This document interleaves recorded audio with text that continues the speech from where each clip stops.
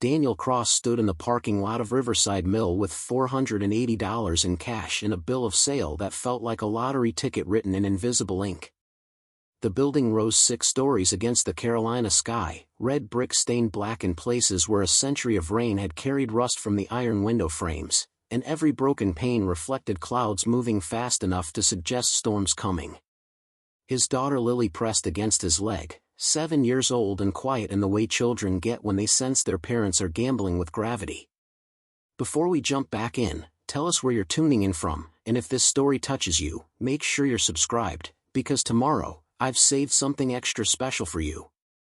The county auction had lasted 17 minutes. Daniel had been the only bidder willing to take on a condemned textile mill with structural damage, environmental liens, and back taxes that multiplied like weeds in untended soil. $480, the auctioneer had said, like he was embarrassed to accept such an amount for a building that had once employed 3,000 people and run 24 hours a day, 6 days a week, for 90 years. Sold to the gentleman with the determined look and the child who should probably be in school. Daniel had pulled Lily from 2nd grade that morning, told the principal it was a family emergency, which was true if you counted desperation as emergency. His landlord had given him 30 days to vacate their apartment above the laundromat in town, said the space was being converted to storage because storage paid better than tenants who were 3 months behind on rent.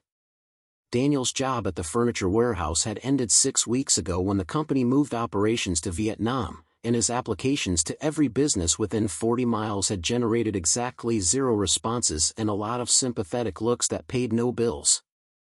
The mill had appeared in the legal notices section of the newspaper, buried between foreclosure announcements and a notice about unpaid storage units.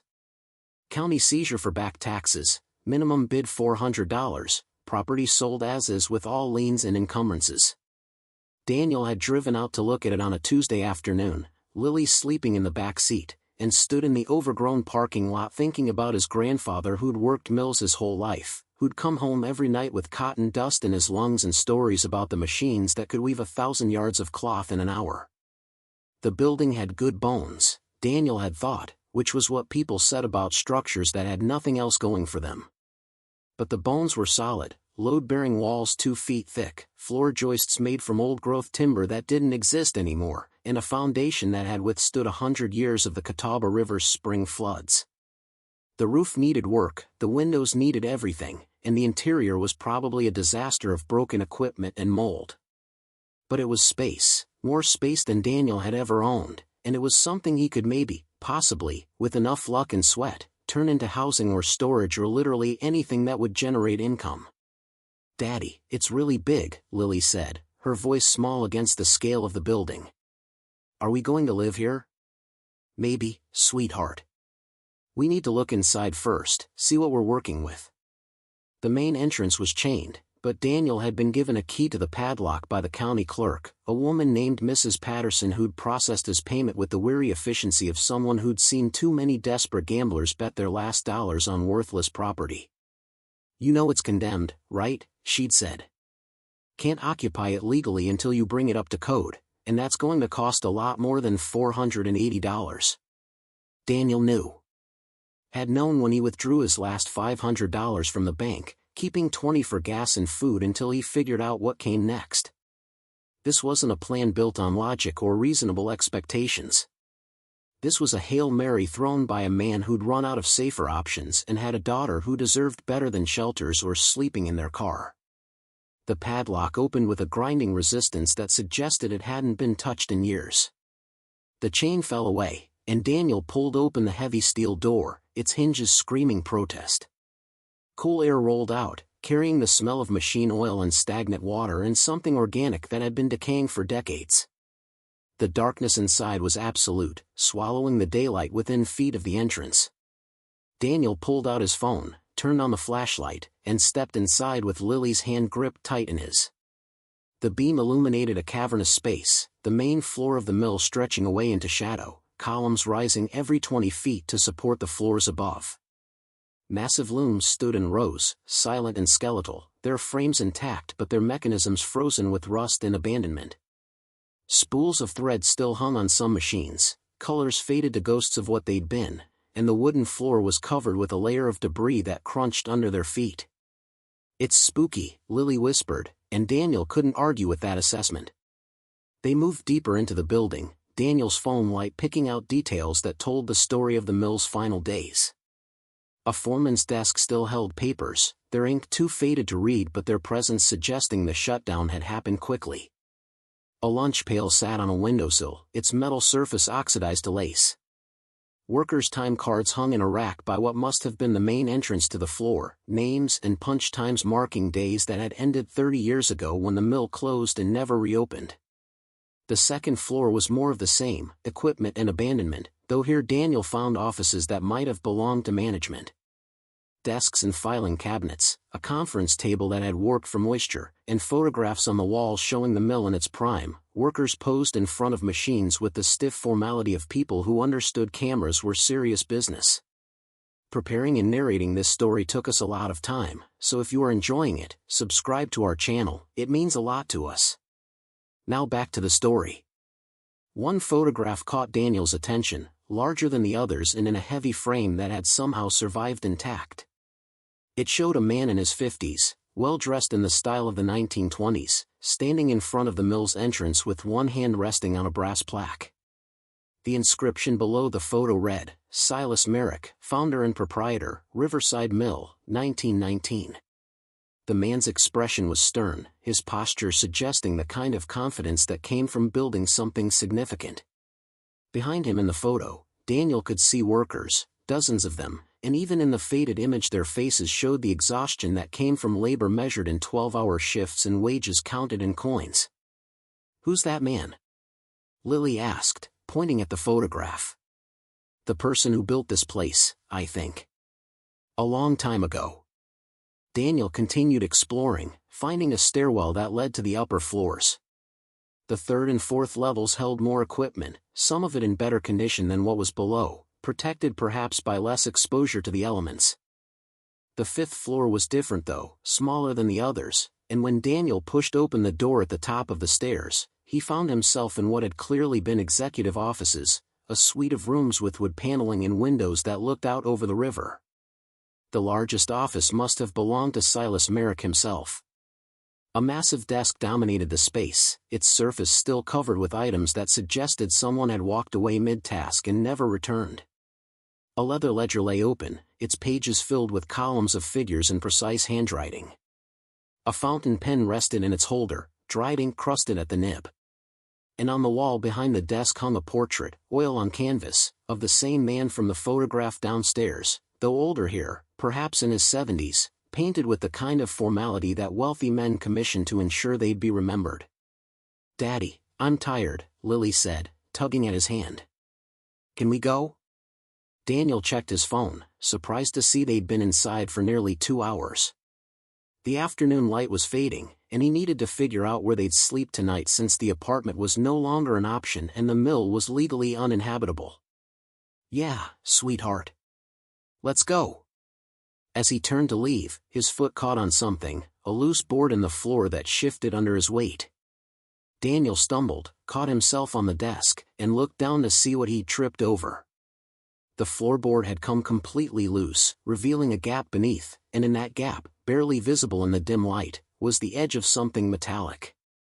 Daniel knelt, pulled out his phone light, and examined the space. The board had been deliberately modified, cut shorter than it should be and fitted back in place to create a hidden compartment. And in that compartment, coated with decades of dust, was a metal box roughly the size of a shoebox, its surface decorated with ornate engraving. He lifted it carefully, surprised by its weight, and set it on Merrick's desk. The box had a simple latch, no lock, and when Daniel opened it, his breath caught. Inside, wrapped in oilcloth that had preserved them from moisture, were bundles of currency, old bills that looked like they belonged in a museum. But more than that, there were papers, official-looking documents with seals and signatures, and a letter written in the same precise handwriting as the ledger, dated March 15, 1933. Daniel unfolded the letter with hands that had started to shake, and read by the light of his phone, "To whomever finds this, I am Silas Merrick, proprietor of Riverside Mill and all its holdings." What you have discovered is but a fraction of what remains hidden within these walls. The crash of '29 destroyed fortunes held in banks and markets, but I learned long ago that true wealth belongs to those wise enough to keep it close and hidden well. This mill contains the accumulated profit of 30 years of operation, secured in ways that will require intelligence and persistence to uncover. I leave this first cache as proof and invitation. The map I have enclosed will guide you to greater treasures, but only if you are worthy of finding them. Many will claim this building, but few will understand what it truly holds. May you prove clever enough to see what others miss. Silas Merrick. Daniel read the letter 3 times, his mind struggling to process the implications. A cotton baron's hidden fortune, concealed within the structure of a building everyone assumed was worthless. The box he'd found couldn't contain more than a few $1,000s in old currency, but the letter spoke of something larger, a map that would lead to more. He searched the box again, more carefully this time, and found it tucked into the oilcloth, a detailed architectural drawing of the mill with certain sections marked in red ink. Notations in the margins referenced measurements, structural features, and cryptic phrases that might have been instructions or might have been the rambling of a paranoid old man. "What did you find?" Lily asked, peering at the box with curiosity. Daniel looked at his daughter, at her worn shoes and the jacket that was getting too small, at the trust in her eyes that said she believed he could fix their situation even when he wasn't sure he believed it himself. He thought about the $480 he'd just spent on a condemned building, about the 30 days they had before being homeless became official, about the desperate arithmetic of single parenthood and economic collapse. And he thought about Silas Merrick, a man who'd built an empire on cotton and thread, who'd survived the Depression by hiding his wealth in plain sight, who'd left a puzzle for someone desperate or clever enough to solve. "I think," Daniel said slowly, "I found a reason to stay." He carefully returned the letter and money to the box, tucked the architectural drawing into his jacket, and guided Lily back through the mill toward the exit. The building felt different now, not abandoned but dormant, like a living thing waiting to reveal its secrets to someone willing to listen. Every shadow held possibility, every structural detail potential significance. As they emerged into the parking lot, the sun was setting over the river, painting the water in shades of copper and rust. Daniel looked back at the mill, at 6 stories of brick and history and hidden fortune, and felt something he hadn't experienced in months, hope mixed with purpose, dangerous and exhilarating in equal measure. His phone buzzed with a text from his ex-wife, Angela, asking when she could expect next month's child support. He'd been avoiding her calls for weeks, had no answer that wouldn't sound like excuses.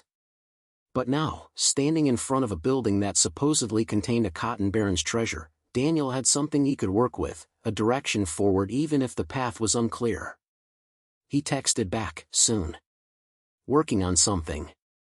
We'll call tomorrow." Lily climbed into their car, buckling herself in with practiced efficiency, and Daniel sat in the driver's seat with Merrick's map spread across the steering wheel. The architectural drawing showed the mill in precise detail, every floor plan, every structural element. The red markings indicated specific locations, 7 of them total, each annotated with measurements and what appeared to be clues. One notation read, "Where the river's gift entered, look to the cornerstone foundation, 3rd from east." Another said, "Behind the north wall where cotton bales rested before transformation, seek the hollow space at eye level to a tall man." The clues were maddeningly vague and tantalizingly specific at the same time. Daniel started the car, knowing he needed to find somewhere for them to sleep tonight, but his mind was already working through the puzzle. A cotton baron's fortune hidden in a condemned mill, protected by riddles and architectural secrets. It was insane. It was impossible. It was exactly the kind of desperate gamble that a man with $480 and a daughter to protect might just be crazy enough to pursue.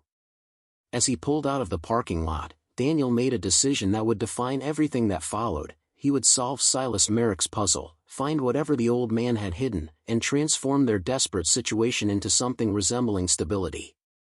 The mill had been sold for almost nothing because everyone assumed it was worth exactly that. But Daniel knew better now. Sometimes the most valuable things were the ones everyone else had stopped looking for. The building receded in his rearview mirror, 6 stories of possibility against the darkening sky, and Daniel Cross drove toward an uncertain night with a map to hidden treasure folded in his pocket and the weight of impossible hope settling in his chest like a stone that might either anchor him or drag him under. Daniel spent their first night in the mill illegally, spreading sleeping bags on the least damaged section of the fifth-floor office. Lily curled against him while rain hammered the broken windows and leaked through holes in the roof he couldn't yet afford to fix. The building groaned around them like something alive, metal contracting in the cooling night, old timbers settling under weight they'd carried for a century. Every sound made Daniel question his sanity, but morning came anyway, gray light filtering through filthy windows, and Lily woke asking what was for breakfast with the resilient optimism of children who hadn't yet learned that adults didn't always have answers.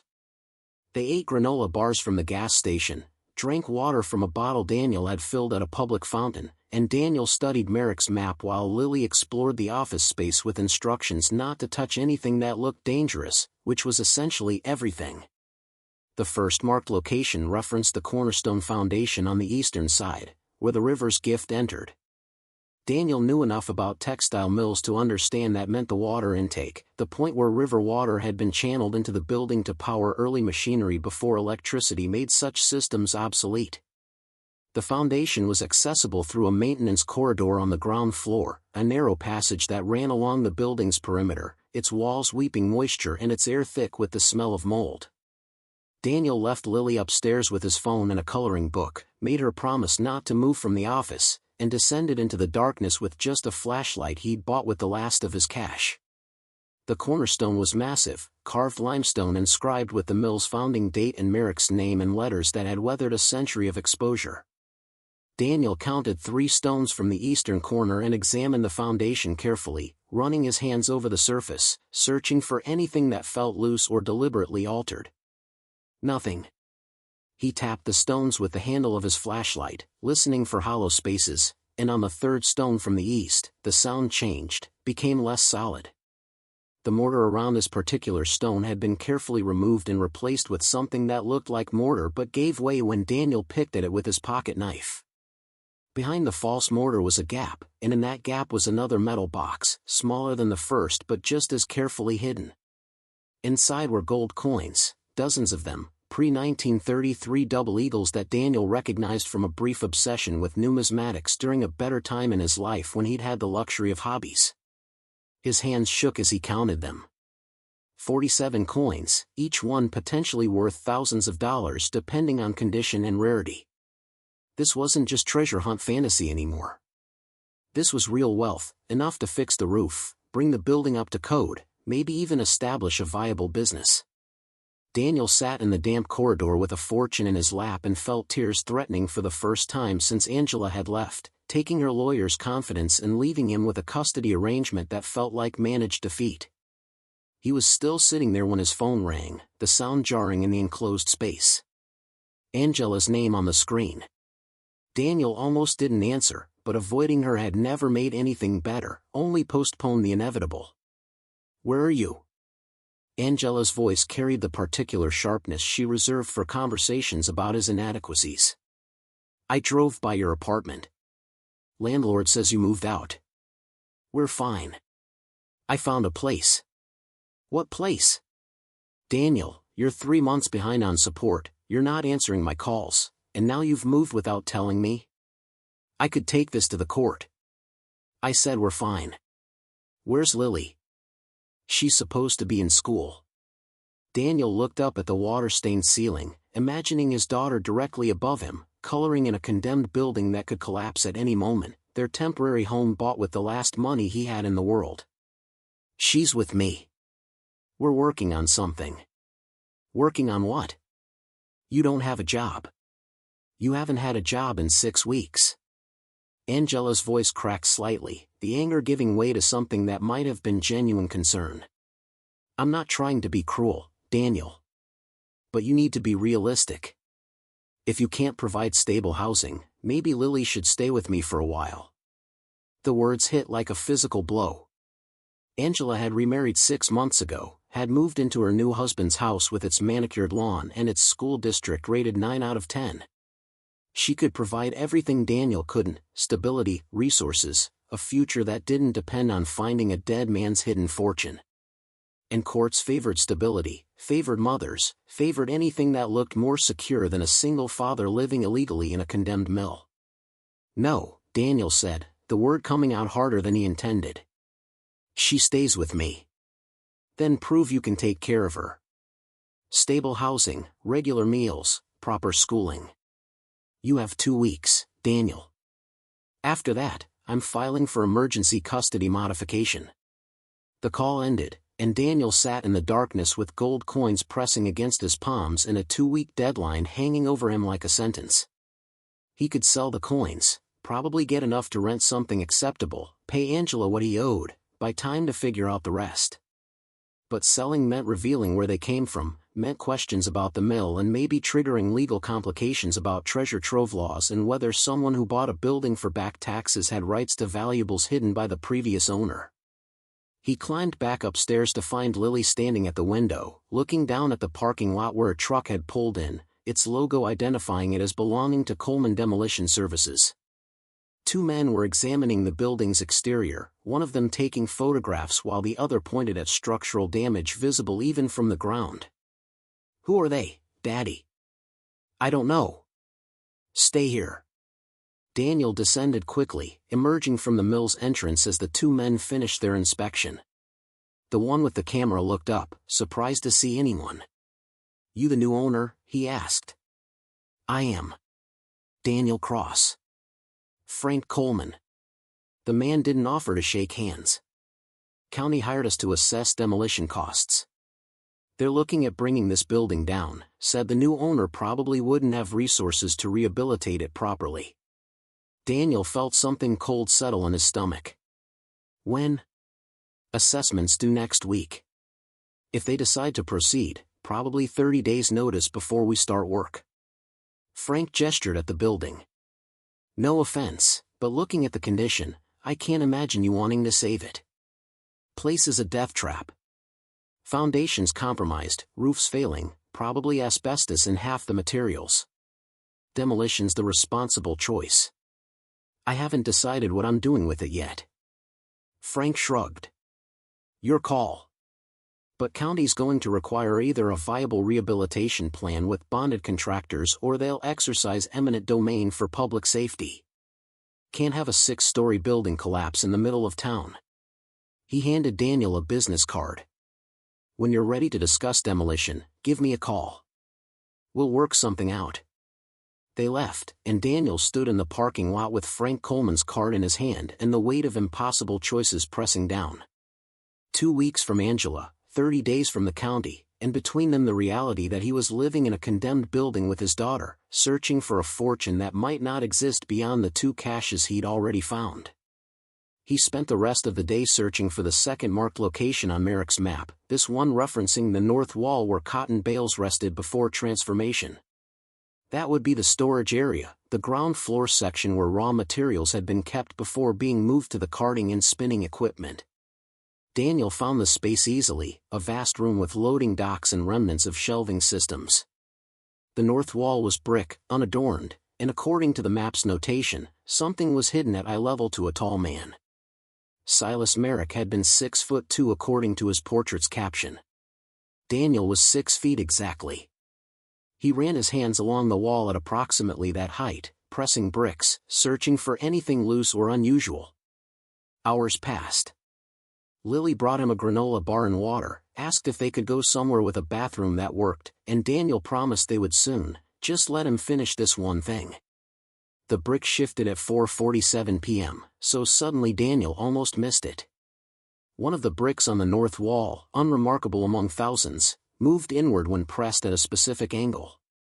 Behind it was a space, and in that space was another box, this one containing bundles of stock certificates, bonds, and a thick envelope filled with what appeared to be property deeds. Daniel examined the documents by the loading dock's fading light, his hands leaving fingerprints on papers that hadn't been touched in 90 years. The stock certificates were worthless, companies that had either failed or been absorbed long ago. But the bonds were different, government securities purchased during World War I, the kind that accrued interest over decades.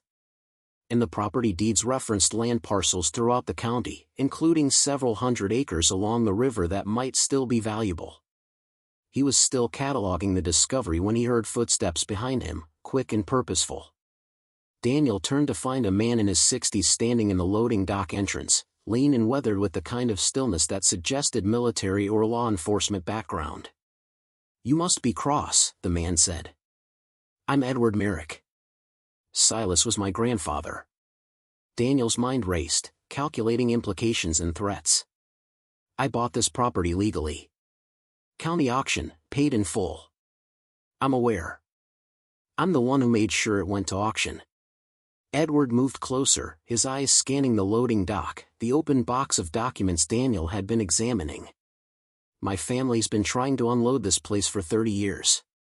Tax burden, environmental liability, structural issues. But my father, Silas's son, he always insisted we keep it. Said there were reasons, things hidden, family obligations.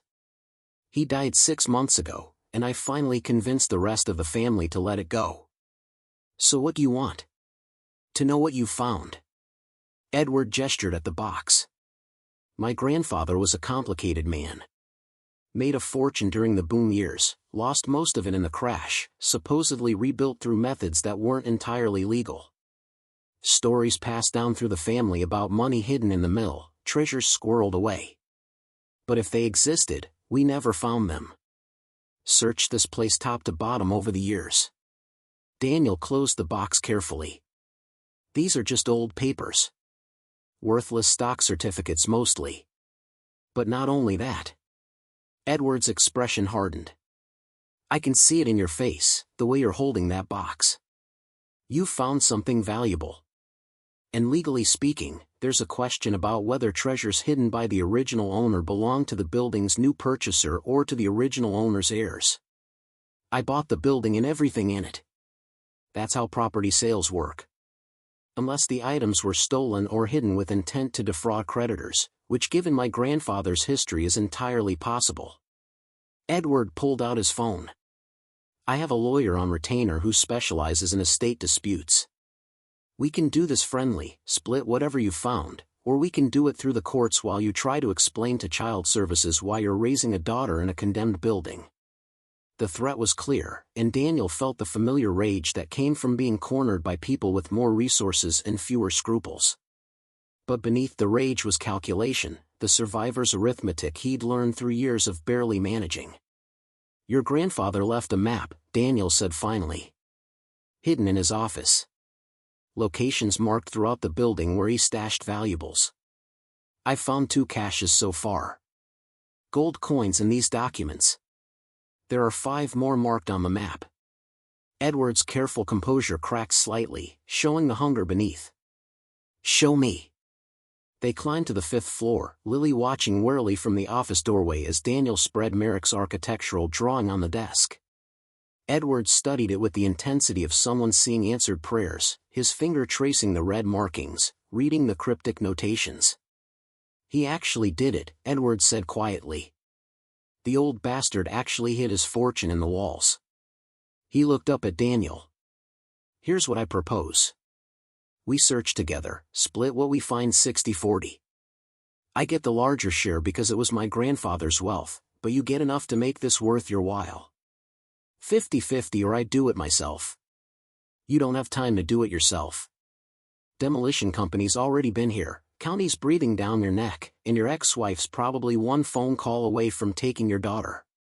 You need money fast, and you need help navigating the legal complications of treasure trove claims." Edward's expression softened slightly. "I'm not trying to cheat you, Cross. I'm offering partnership when I could just as easily make your life hell through legal channels." Daniel looked at his daughter, at the sleeping bags in the corner of the office that constituted their current home, at the impossible situation he'd bought for $480. Edward Merrick had resources, had connections, could probably smooth over the legal complications Daniel didn't even fully understand yet.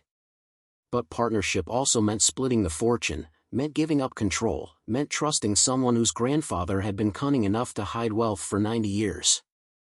60-40 in my favor, Daniel said finally.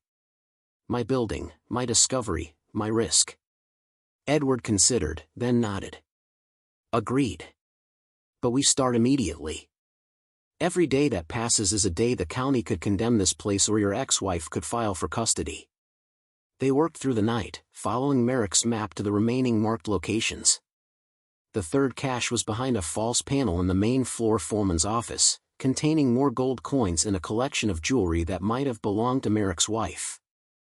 The fourth was in a hollowed-out support beam on the third floor, accessible only by partial demolition of the surrounding wall, and held platinum bars stamped with pre-war assay marks. The fifth location nearly killed them. It was marked on the map as being in the sub-basement, the lowest level of the mill where the original water wheel mechanisms had been housed. The space was partially flooded, the water black and stagnant, and Daniel had to wade through it in darkness while Edward held a light from the stairs.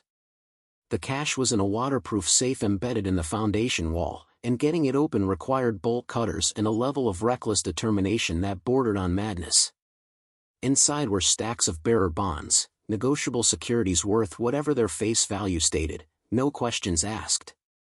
Hundreds of thousands of dollars in Depression-era wealth, preserved in waterproof containers and forgotten by everyone except the man who'd hidden them. Dawn was breaking when they hauled the last box up from the sub-basement, both men exhausted and soaked, and Daniel realized Lily had fallen asleep in the office, curled under blankets he'd arranged for her.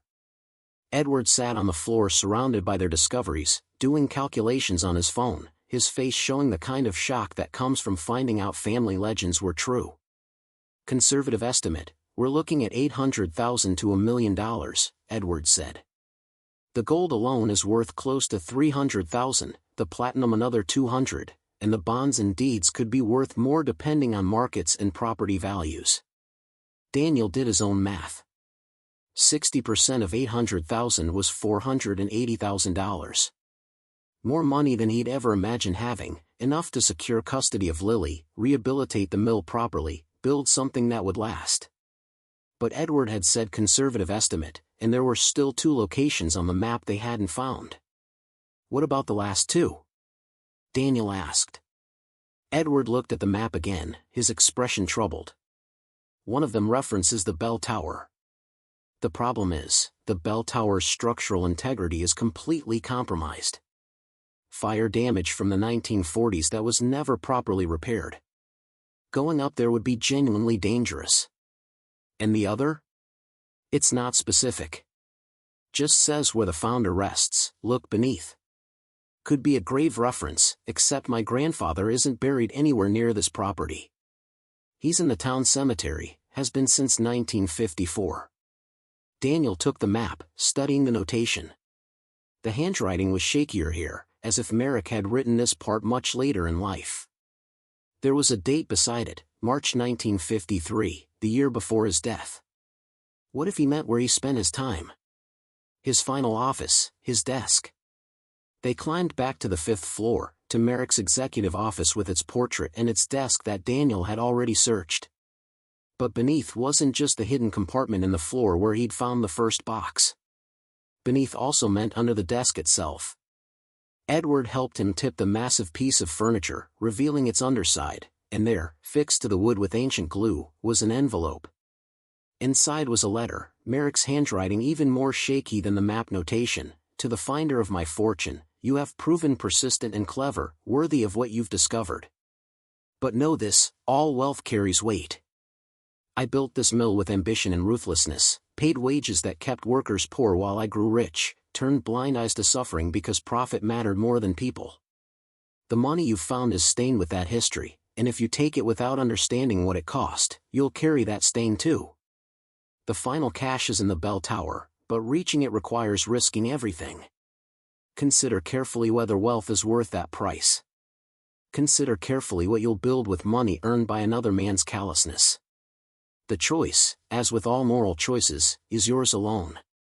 S.M. Daniel read the letter twice, then handed it to Edward, who read it with an expression that shifted from confusion to something like grief. He never said anything like this to us, Edward said quietly. Grandfather was always just a successful businessman, the man who built an empire. Nobody talked about how he did it. Daniel thought about the workers' time cards downstairs, the names and punch times that represented lives spent in 12-hour shifts for wages that probably barely covered rent. He thought about his own grandfather who'd worked mills his whole life, whose lungs had given out at 62, whose funeral had been attended by dozens of other mill workers who'd shared that same fate. Wealth built on their backs, hidden away while their families struggled. "We don't have to go to the bell tower," Edward said. "We have enough. More than enough." But Daniel was already moving toward the stairs that led to the roof access. Not because he needed more money, though he did. Not because he was driven by greed, though that was certainly part of it. But because Silas Merrick had left a challenge, had posed a moral question about whether someone desperate enough to risk everything was also brave enough to face what that desperation revealed about who they were. The bell tower rose from the mill's northeast corner, its brickwork blackened by fire and its wooden supports visibly rotted. A ladder led up through a narrow shaft, rungs that shifted under Daniel's weight as he climbed. Edward called up warnings that he ignored, Lily's voice joining his from below, begging Daddy to come down. "It's not safe." The tower room was small, open to the weather through gaps in the walls, and the bell itself had fallen years ago, leaving just the mounting frame. But high in that frame, wedged between timbers that creaked ominously, was a box larger than all the others, and when Daniel worked it free and opened it, he found not more gold or bonds or securities, but something different entirely: documents showing how Merrick had systematically stolen from his workers, skimmed wages, manipulated time cards, paid in company script that kept employees perpetually indebted. Evidence of systematic exploitation that had funded the fortune Daniel had been so eager to claim. He descended with the box feeling heavier than it should, and spread the documents on the office floor while Edward and Lily watched. Here was the truth behind the treasure: every gold coin bought with stolen wages, every bond purchased with profits extracted from people who had no choice but to accept whatever terms were offered. "We can destroy these," Edward said quietly. "Nobody needs to know." But Daniel was thinking about his own grandfather, about all the workers whose names were on those time cards downstairs, about the kind of man who would hide treasure for 90 years but also hide the evidence of how he'd earned it. About what it meant to take that money knowing where it came from, and whether accepting wealth built on suffering made you complicit in that suffering. The sun was fully up now, morning light flooding through the broken windows, and Daniel Cross sat in a condemned mill with more money than he'd ever imagined and a choice that money alone couldn't answer. Daniel spent 3 days cataloging everything they'd found, photographing documents and valuables, creating an inventory that felt less like treasure hunting and more like accounting for debts that could never be fully paid. Edward helped, his initial excitement curdling into something heavier as they worked through the evidence of his grandfather's systematic theft. The wage manipulation documents showed workers paid 70 cents for hours recorded as 40, company script systems that kept families perpetually indebted, children employed at ages that would be criminal now but were simply business practice in Merrick's time. "My father must have known," Edward said on the third evening, sitting in the office that had belonged to his grandfather. "He fought so hard to keep this building, insisted there were family obligations here. I thought he meant treasure, but maybe he meant something else. Maybe he was trying to keep the evidence buried."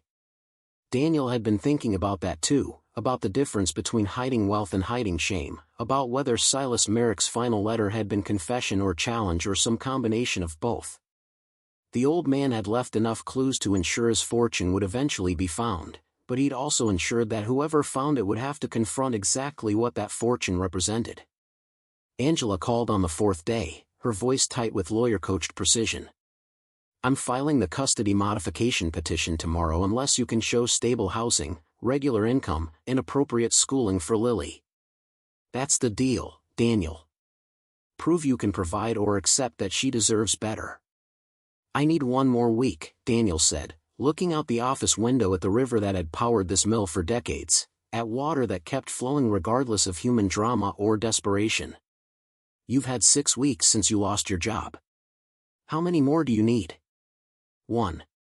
Angela was quiet for a moment, and when she spoke again, her voice carried less courtroom steel and more genuine exhaustion. "I don't want to take her from you. I want you to be okay, to be the father she deserves. But I can't watch you drown and take her down with you." The call ended, and Daniel sat with his phone in his hand in a week to transform his life into something that looked like stability from the outside while feeling like collapse from within. He'd found a fortune built on stolen wages, had partnered with the heir of the man who'd done the stealing, and now faced a choice that had been living in his mind since reading Merrick's final letter: take the money and build something new, or acknowledge its source in ways that might cost him everything. That night, after Lily had fallen asleep in her nest of blankets, Daniel took the wage manipulation documents and spread them across Merrick's desk. The names of workers, dates of employment, amounts stolen.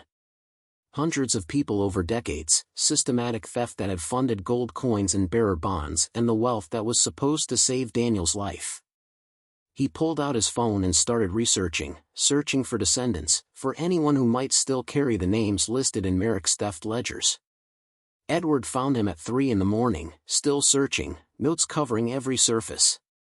"What are you doing?" "Finding people we owe." "You can't be serious. Those workers have been dead for 70 years, and most of them probably have no traceable heirs. You'd spend the entire fortune trying to make restitution for something that happened before either of us was born. So we just keep it. Pretend we don't know where it came from." Edward sat down heavily, his face showing the strain of 4 days spent excavating family shame. "My grandfather was a product of his time. The exploitation he practiced was standard across every mill in the South.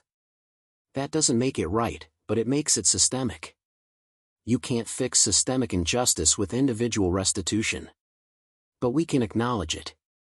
We can use this money in ways that wouldn't just benefit us." "How?" Daniel hadn't fully formed the idea yet, but it had been building since he'd first read the wage theft documents, since he'd understood that the fortune he'd found was built on the labor of people who looked like his own grandfather. "The mill. We rehabilitate it, but not as luxury apartments or storage units. We turn it into something that serves the community that was built on mill labor. Job training center maybe, or affordable housing, or manufacturing space for local businesses. Something that generates value for people who need it rather than extracting it from them. That's idealistic. Probably not even financially viable. Neither is keeping a condemned building, but I did it anyway." Edward was quiet for a long time, staring at the documents spread across the desk. "My grandfather's letter said wealth carries weight. He knew that, lived with it, and it probably ate at him his whole life. That's why he hid everything, left these riddles. He wanted someone to find the fortune, but he also wanted them to understand what it cost." "You think he was asking for forgiveness?" "I think he was asking someone to do better than he did. To take what he'd accumulated through cruelty and transform it into something that wasn't." Edward picked up one of the wage ledgers, reading names from 80 years ago. "My share of the fortune, I'll put it toward the rehabilitation. Make it a proper partnership, not just treasure hunters splitting loot." Daniel felt something shift, the impossible weight of the past 4 days settling into something that resembled a path forward. Not a clear path, not an easy one, but one that acknowledged what had been while building toward what might be. They spent the next week working with attorneys who specialized in historical property and treasure trove law, establishing a trust structure that protected the found assets while designating their use for community benefit. The gold coins and platinum bars would be sold through legitimate channels, the bonds cashed where possible, and the property deeds researched to determine current value and ownership status. The total came to just over $900,000 once everything was liquidated properly, and the legal structure they created designated 70% for mill rehabilitation and community programming, with the remaining 30% split between Daniel and Edward for their immediate needs. Daniel's share, roughly $135,000, was enough to rent a proper apartment, pay Angela everything he owed, and establish a small business account for consultation work he could do while managing the mill project. It wasn't the fortune he'd imagined when first finding Merrick's map, but it was security, the kind of financial breathing room he hadn't experienced since before Lily was born. Angela came to see the mill on the day the first rehabilitation contractors arrived, her expression moving from skepticism to cautious surprise as Daniel walked her through the plans. The architect they'd hired, a woman named Maria Chen who specialized in historic preservation, had designed a mixed-use renovation that maintained the building's industrial character while creating spaces for small manufacturers, job training programs, and affordable live-work studios for artists and craftspeople. You did this in a week? Angela asked, examining the detailed plans spread across a folding table in what would eventually be the mill's community space. Had help. And motivation. Daniel showed her the trust documents, the financial projections, the letters of interest from potential tenants. The building's still condemned, but we've got the permits to begin rehabilitation and a timeline that gets us occupancy within 18 months. And where are you living now? We've rented a place in town. 2-bedroom, near Lily's school. First and last month's rent paid through the trust as compensation for property management during rehabilitation. Angela studied him, searching for the desperate edge that had characterized their last several conversations. You look different. Less like you're drowning. I was drowning. Then I bought a condemned mill and found a reason to swim. She didn't fight the custody arrangement, didn't file the modification petition, and when she left, she stopped in the parking lot to tell Daniel something she'd probably been holding for months. I didn't leave because I stopped loving you. I left because I couldn't watch you stop loving yourself. Whatever you found in this building, I hope it included that.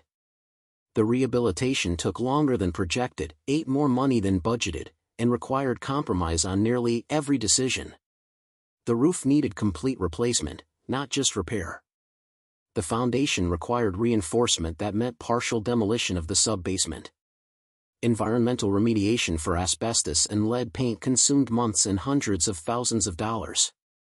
But slowly, incrementally, the mill transformed from ruins to possibility.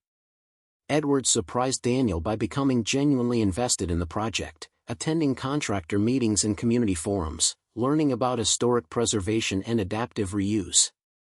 They argued constantly about priorities and budgets, about whether to preserve original equipment as sculpture or remove it entirely for more usable space, about how much gentrification risk they were creating by making the building attractive to outsiders.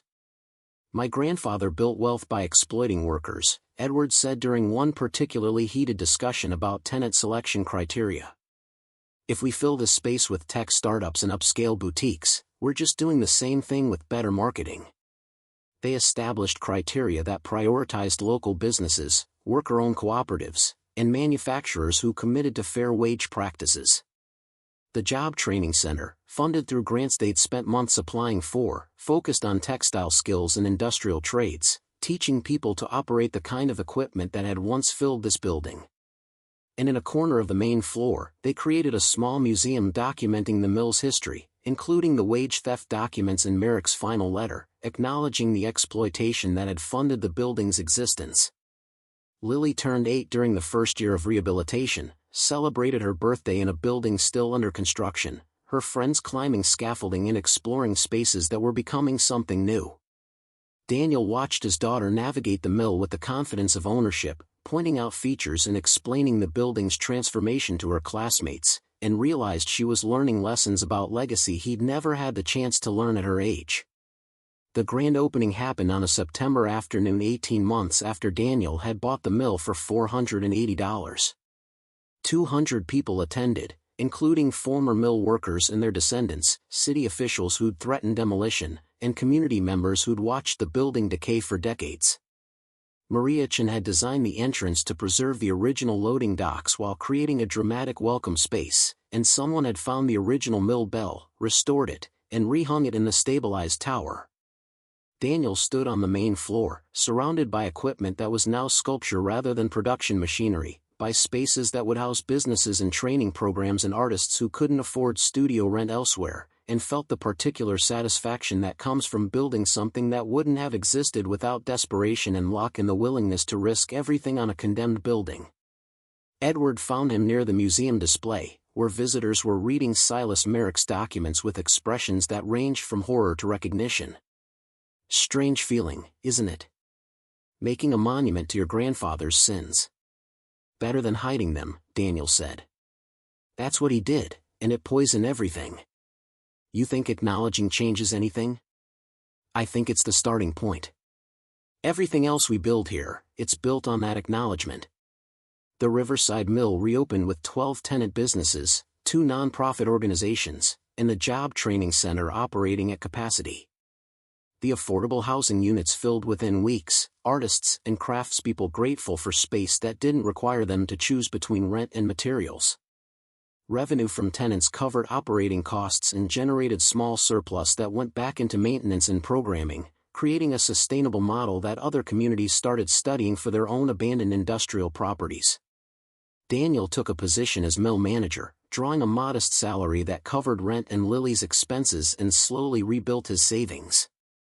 The work was constant, solving tenant disputes and infrastructure problems, coordinating with contractors as they completed final phases of renovation.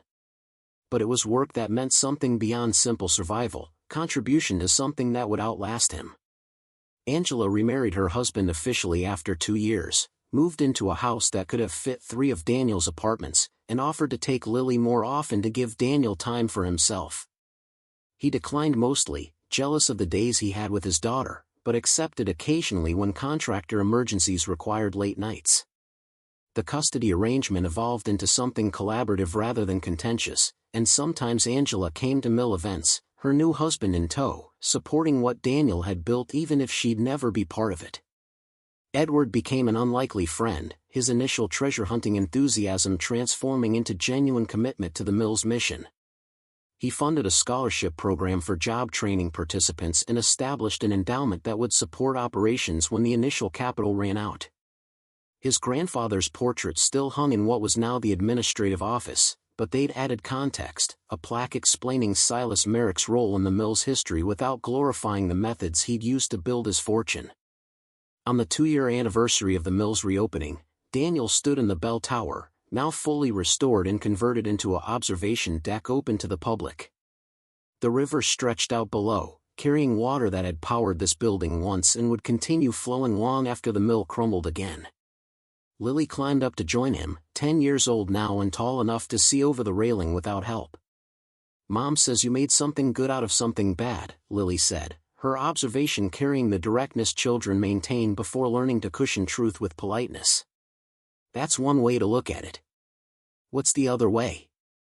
Daniel considered the question, looking out at the town that had grown around this mill, at the community that had been built on textile labor and was now building itself into something new. "The other way is that good and bad get complicated when you dig deep enough. The man who built this place did terrible things to workers, but he also created jobs that kept families fed. The money he hid was stolen, but finding it saved us when we had nothing. Using it to rebuild this mill doesn't erase where it came from, but it creates something that might help people he hurt. So it's both? Good and bad at the same time? Most important things are." They descended as the sun set over the river, the mill's windows reflecting light that had traveled 93 million miles to illuminate bricks laid a century ago. The building hummed with activity, people working and learning and building businesses in spaces that had been empty ruins when Daniel first walked through them with $480 and no plan beyond desperate hope. The textile equipment that remained stood as monument and reminder, looms that had woven cloth 24 hours a day under Merrick's ownership now silent and preserved, labeled with information about the workers who'd operated them and the conditions they'd endured. Visitors came to see them, to understand that industrial history wasn't just progress and innovation but exploitation and suffering, that the buildings we preserve carry stories we're obligated to remember even when remembering is uncomfortable.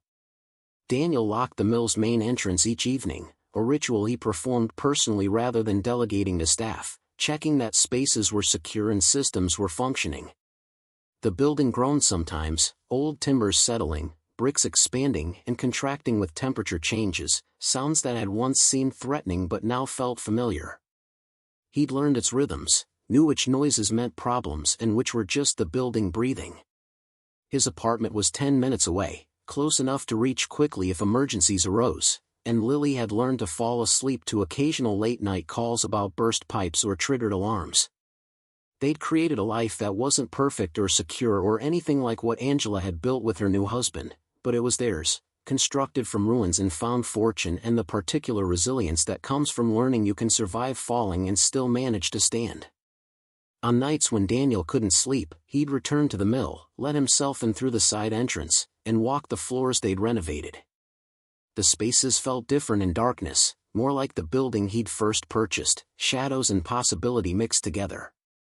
He'd think about Silas Merrick, about a man who'd built wealth on stolen wages and hidden it in walls, about whether that final letter had been apology or test or simply honesty about the weight all fortunes carry.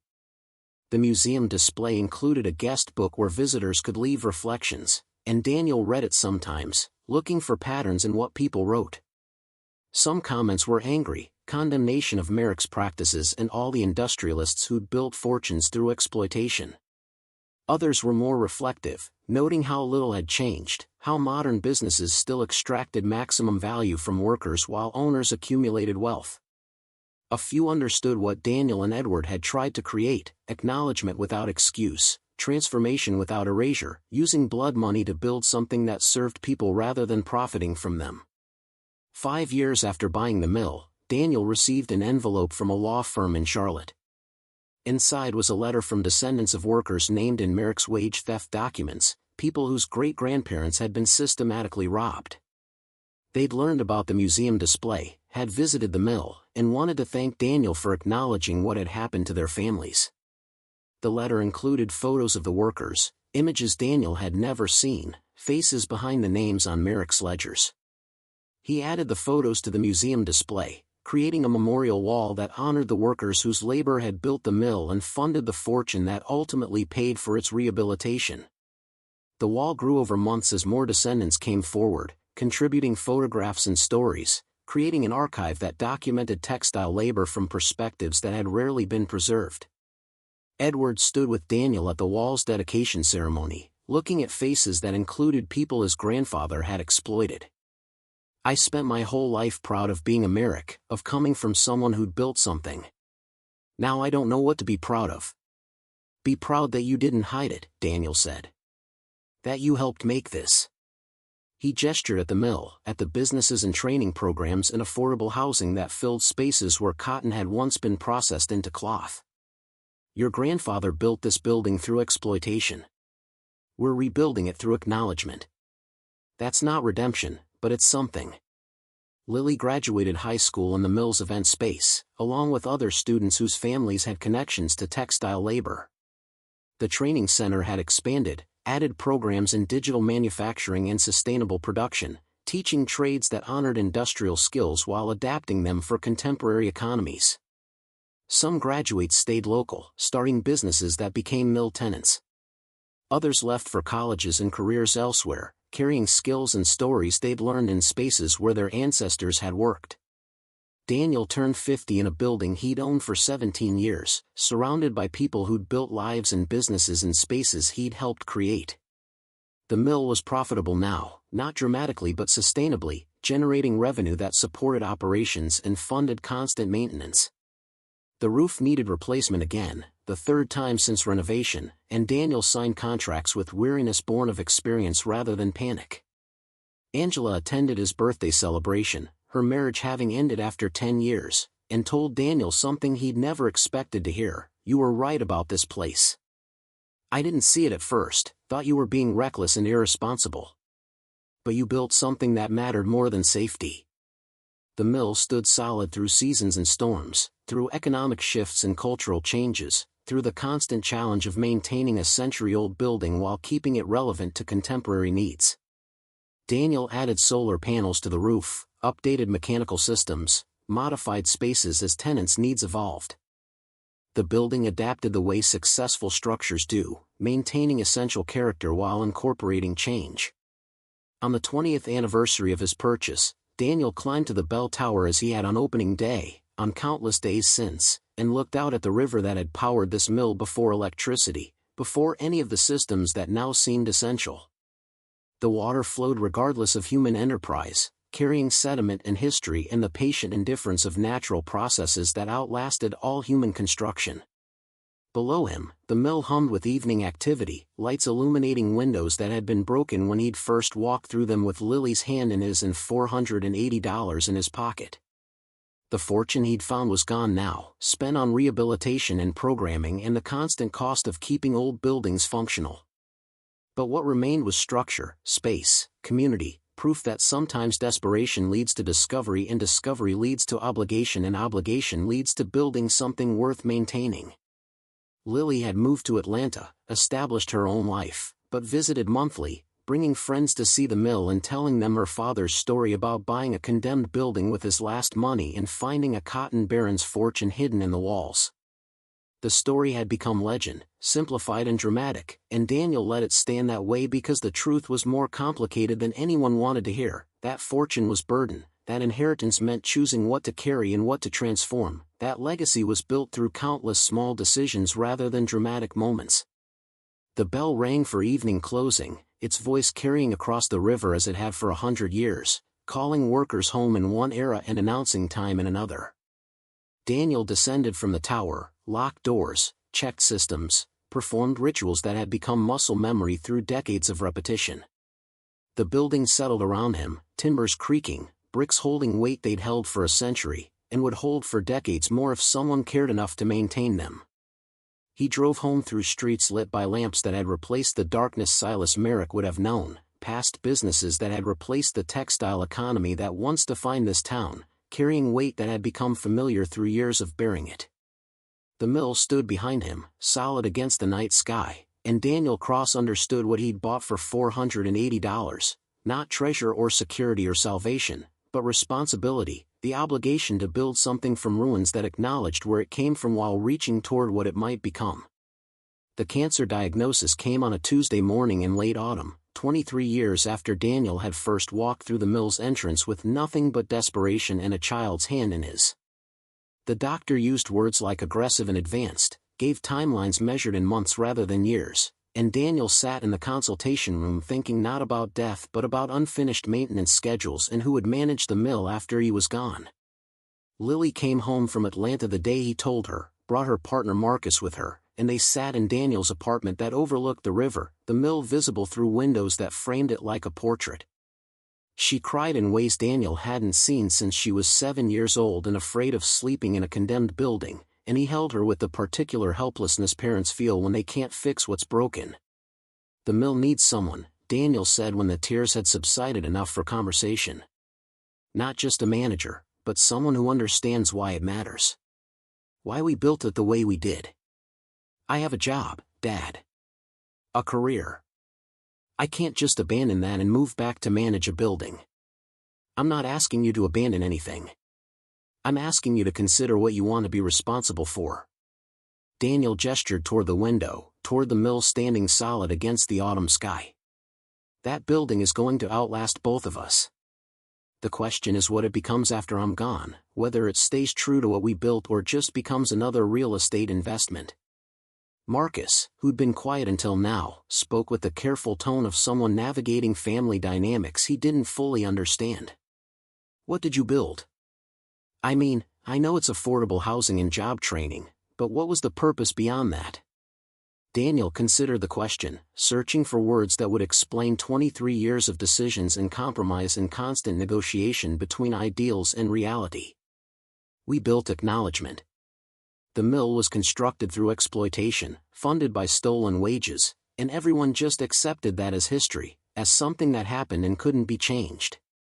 We changed it by admitting what it was and trying to build something different in the same space. The purpose was proving that legacy doesn't have to be destiny." The treatment bought him 14 months instead of 6, enough time to see another spring, to walk the mill floors and note repairs that would be needed, to document institutional knowledge he'd accumulated through decades of daily management. Edward visited weekly, bringing food Daniel couldn't eat and conversation that avoided the obvious reality that they were saying goodbye in installments. "I've been thinking about my grandfather," Edward said during one visit, sitting in Daniel's apartment with the mill visible through windows that had become Daniel's primary view of the world. "Whether he knew someone would find his fortune and have to make the choices we made. Whether that was intentional or just coincidence. Does it matter? I think it does. If he planned it, that's almost redemptive. If it was coincidence, then his exploitation just generated random consequences long after he died." Daniel looked at the mill, at brick that had witnessed a century of human drama, that would continue witnessing long after both of them were dust. "I think he knew someone would search. The letter he left, the way he structured the clues, it was all designed to make the finder work hard enough to understand what they were taking. But I don't think he knew what we'd do with it. How could he? He lived in a world where exploitation was just business. We live in one where we pretend it isn't. Do you regret it? Taking the money, building all this? I regret dying before the roof gets replaced again. That's going to be a nightmare for whoever takes over. Edward smiled, but his eyes carried the weight of watching someone fade. Lily's moving back. She told me yesterday. Taking a position with the State Historic Preservation Office that lets her work remotely, managing the mill as legacy project rather than just property management. Daniel felt something release in his chest, tension he'd been carrying since the diagnosis. Lily hadn't told him yet, was probably waiting for the right moment, but knowing she'd made that choice mattered more than he could articulate. Legacy would continue, not because he'd demanded it but because she'd chosen it, understood what the mill represented beyond bricks and tenant leases. The Job Training Center held a celebration for its 20th anniversary in December, and Daniel attended in a wheelchair, his body too weak for standing but his mind still sharp enough to appreciate the symmetry. Former students spoke about skills learned and businesses started, about opportunities the center had provided when other options felt impossible. Some of them were grandchildren of mill workers, descendants of people Silas Merrick had exploited, learning trades in spaces where their ancestors had been systematically robbed. One speaker, a woman named Patricia Holmes whose great-grandmother appeared in the memorial wall photographs, addressed Daniel directly. My family worked this mill for 3 generations under Merrick ownership. They were paid in scrip, charged company store prices that kept them poor, and died young from cotton lung. When I first heard about this place reopening, I didn't want any connection to it. Too much trauma, too much stolen life. But then I came and saw what you built, saw my great-grandmother's photograph honored instead of hidden, saw the wage theft acknowledged instead of erased. You didn't fix what happened, but you testified to it. That matters to families like mine. Daniel listened and understood that this was the measure of success that mattered, not financial sustainability or architectural preservation but whether people whose ancestors had been harmed felt their pain was acknowledged rather than dismissed. The mill would outlast him, would continue serving community needs or fail to, but for this moment it stood as testimony that exploitation could be named and legacy could be transformed. He died in March, as winter released its hold and the river began to swell with snowmelt. Lily was with him, and Edward, and a hospice nurse who'd spent enough time in their company to understand the mill's significance. His last coherent words were about a leaking pipe on the 3rd floor that needed attention, the mundane concerns of someone who'd spent decades maintaining a building that mattered more than comfort or ease.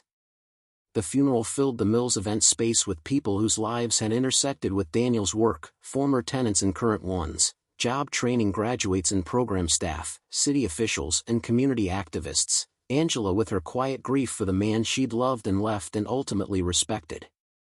Lily spoke about her father's particular brand of stubborn idealism, his refusal to accept that buildings or people or systems couldn't change if someone cared enough to do the work. Edward delivered a eulogy that was really about his grandfather, about Silas Merrick's exploitation and Daniel's transformation of it, about how sometimes justice looks less like punishment and more like acknowledgement, less like erasing history and more like building something different on top of it. My grandfather stole wages from workers to build a fortune he hid in these walls. Daniel found that fortune and used it to build something those workers' descendants could benefit from. That's not redemption, it's not restitution. It's just honest accounting of debt we can never fully repay. They scattered Daniel's ashes in the river that had powered the mill before electricity, watching the water carry him downstream toward whatever came next. Lily stood on the bank with Marcus beside her, Edward slightly apart, and they were quiet in the way people are when grief is too large for words but too important to ignore. The mill stood behind them, 6 stories of brick and history and transformation, windows reflecting clouds that moved fast enough to suggest storms coming. The building had weathered Daniel's death the way it had weathered Silas Merrick's, the way it would weather Lily's eventual passing and everyone else's, because buildings persist when maintained, outlasting the people who claim to own them while really just temporarily stewarding them. Lily moved into her father's apartment, not because she needed the space but because the view of the mill felt important to maintain. She found his notebooks documenting 23 years of maintenance and decisions, discovered the complexity of systems he'd managed while making it look simpler than it was. The roof did need replacement. Edward had been right about that, and the funding took months to secure through grants and tenant assessments and creative financial arrangements Daniel would have navigated more smoothly. The memorial wall grew after Daniel's death, not with more worker photographs but with images of people who'd benefited from the rehabilitation, business owners and training graduates, artists and craftspeople who'd found affordable space. The wall became less about documenting exploitation and more about showing transformation, how the same structure could serve different purposes depending on who controlled it and what values guided their decisions. Marcus took a position teaching at the Job Training Center, his background in sustainable manufacturing aligning with programs they'd been trying to expand. He and Lily married in the mill's event space 2 years after Daniel's death, surrounded by community that had become family, and Lily wore a dress made from cloth produced on equipment that had been converted to small batch production by a cooperative that rented space on the 3rd floor. Edward established a scholarship fund in Daniel's name, designated for descendants of mill workers who wanted training in trades or business development. The first recipients were grandchildren of people named in Merrick's wage theft documents, learning skills and spaces their ancestors had worked, and the symmetry felt less like closure and more like continuation, the slow patient work of transforming legacy. 5 years after Daniel's death, the mill celebrated its 28th anniversary with an oral history project documenting the building's evolution from textile production through abandonment to rehabilitation. Former workers recorded memories of 12-hour shifts and cotton dust and wages that barely covered rent. Current tenants spoke about affordable space and community support and the particular satisfaction of working in a building that acknowledged its history rather than hiding it. And Lily, managing the property her father had bought for $480, talked about legacy as obligation rather than inheritance, about choosing to carry forward what mattered while letting go of what didn't.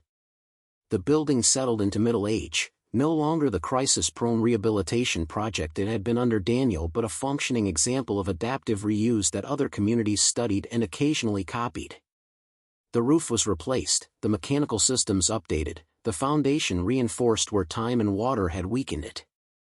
Lily learned the rhythms Daniel had known, which sounds meant problems and which were just old buildings breathing, how to balance tenant needs with preservation requirements, when to compromise and when to hold firm to principles that made the mill different from typical real estate investment. Marcus and Lily had a daughter they named Sarah, after Daniel's mother, and the child grew up treating the mill as extended home, playing in spaces that had once held equipment that had once employed people who'd been systematically exploited. She didn't fully understand that history yet, was too young for complexity, but she absorbed the values embedded in how the space operated, that buildings could serve people rather than profit from them, that history could be acknowledged without being celebrated, that legacy was something you built through choices rather than something you passively received. Edward died at 83, quietly in his sleep, and left his entire estate to the mill's endowment with instructions that it be used for maintaining affordable rent levels and expanding job training programs. His will included a letter addressed to Lily that she read at his memorial service. "My grandfather built wealth through exploitation. Your father transformed it through acknowledgement. I've tried to sustain it through investment. Now it's your generation's turn to decide what this building becomes next. Every generation has that choice, to continue harm or work toward repair. Choose repair. Always choose repair."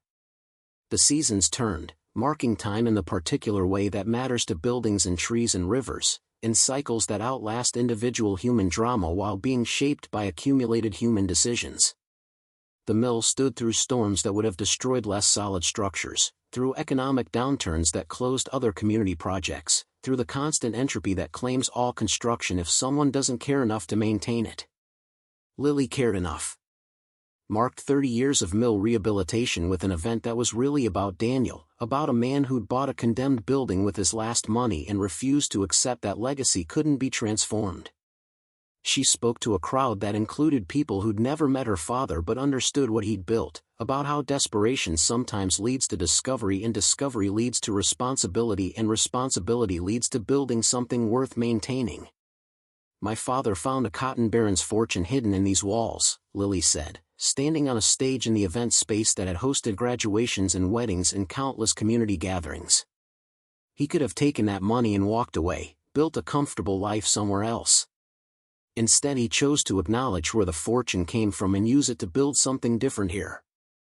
That choice defined the rest of his life and shapes how we operate this building today. We're not trying to erase history or pretend exploitation didn't happen. We're trying to build something honest on top of dishonest foundation, to create opportunity in spaces built through denying it. The memorial wall had expanded to fill an entire section of the museum space, photographs and stories documenting textile labor across generations, from Merrick's exploited workers through the rehabilitation project to current tenants and training graduates. The wall showed continuity and transformation, how the same building could mean different things depending on who controlled it and how that control was exercised. Sarah, now 12, led tours of the mill for school groups and visitors, explaining the equipment that remained as sculpture, the architectural features that marked different eras of construction, the memorial wall that honored people who'd worked without being properly valued.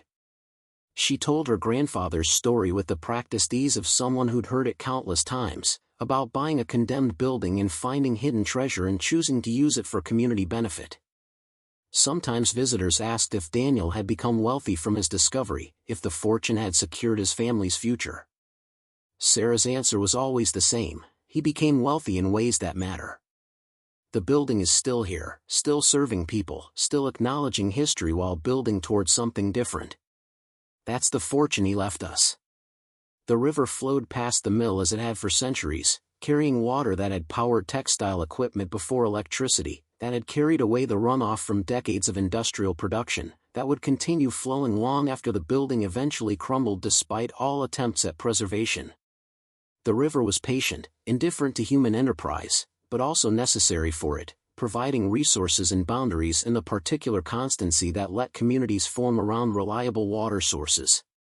Lily walked the river path on autumn evenings when maintenance schedules allowed, following the bank downstream from the mill toward the town cemetery where Daniel was buried.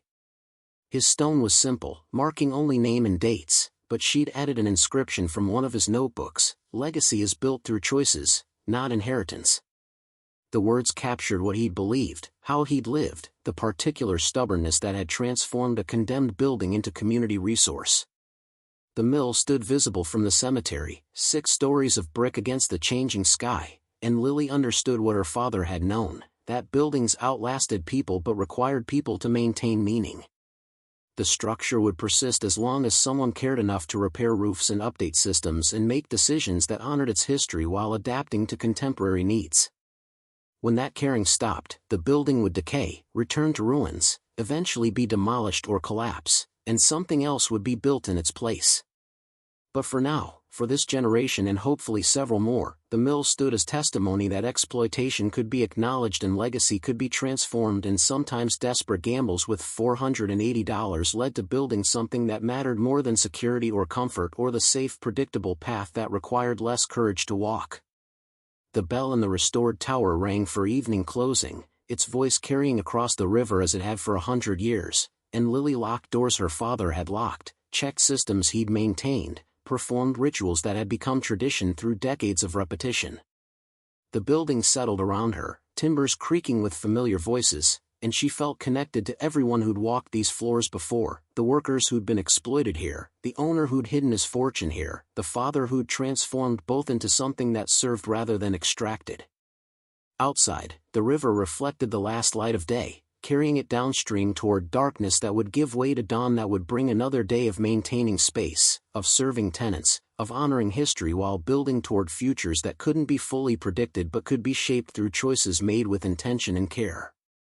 The mill breathed around her, patient and solid, waiting for whatever came next with the particular endurance that well-maintained structures possess, and Lily Cross understood what her father had bought for $480, not treasure or security or salvation, but the opportunity to build something worth maintaining, to transform legacy through acknowledgement, to prove that sometimes the most valuable fortunes are the ones we build rather than the ones we find.